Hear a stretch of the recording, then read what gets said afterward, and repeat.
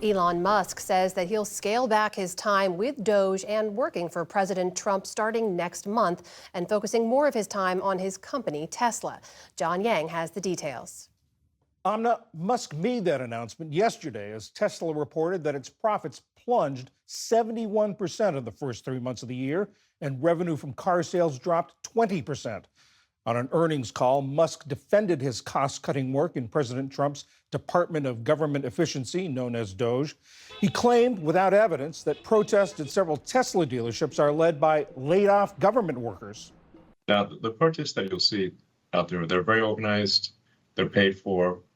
They're obviously not going to admit that the reason that they're protesting is because they're receiving fraudulent money, or that they're the recipients of wasteful largesse, but they're going to come up with some other reason.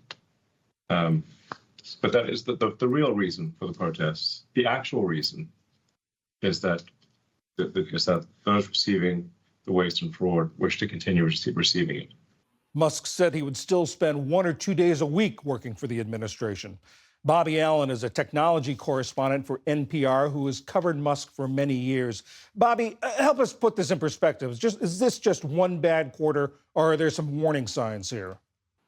I think there are some real warning signs. One thing that's really important to underscore with Musk is this is not just one of his companies. This is the largest source of Elon Musk's wealth, right? He is the richest man in the world because of just how big and just how powerful Tesla is. So when Tesla's sales are down, when Tesla's profits are plunging, it's not just bad for the car maker, it's bad for Elon's position in the world. And what I think investors are seeing in this quarter, and it's one of the worst quarters Tesla has had in the company's history, is that people around the world are souring on what he is doing in the White House and abroad, especially in Europe.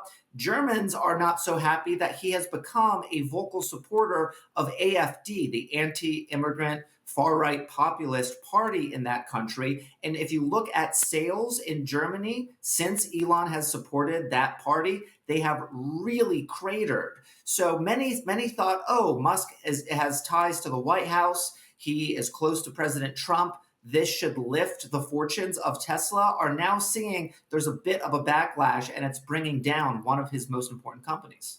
The company seemed to acknowledge that in their letter to shareholders. They said that changing political sentiment could change demand for their cars. Is this a permanent damage, or do you think this is transitory?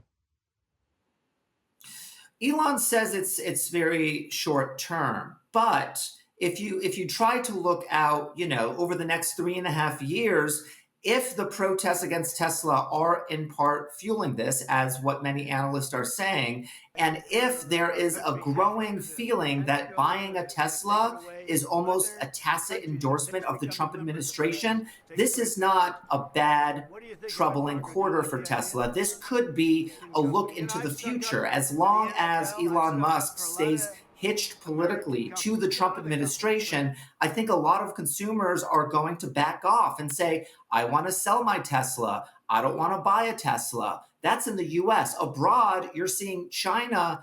There's a really bad situation for Tesla because BYD, electric car maker in China, is selling its vehicles. The cheapest one is like $10,000. I mean, the cheapest Tesla is 4 times that. So he's facing growing competition in China. There's a growing political backlash in the US. And I don't think this is a 3-month quarterly beatdown for the company. I think this could potentially mean troubling times ahead for the company. On the earnings call, he said that the future of the company is based on autonomous cars and humanoid robots. To what extent is he sort of turning away from car making?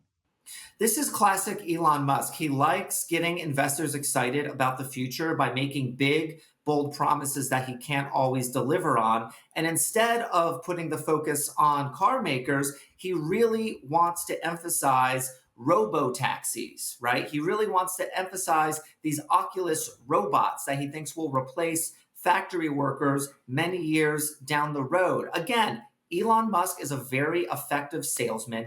He's very skilled at getting investors excited about his big ideas. But when I've talked to analysts about whether these promises for robo-taxis and for factory robots are realistic, most are quite skeptical. But again, when you hear skepticism, when Elon Musk hears skepticism, this is what emboldens him. This is what drives him. He pulls off feats that many say are impossible all the time. So we don't really know what's in store over the next couple years. But yeah, he's putting the spotlight on things that are not core to his Tesla company, right? Robots. Despite all of this, Bobby, doesn't Tesla have some real strengths? It does. I mean, Tesla is by far the strongest and most profitable electric vehicle company in the U.S. I mean, even with these headwinds that Tesla is facing, it is so far ahead of the pack when it comes to the number of electric vehicle sales it's recording every year and just its underlying technology. So yes, there are some troubles for the company, but in terms of the electric vehicle market, Tesla is way ahead of the game. Bobby Allyn of NPR, thank you very much. Thanks for having me.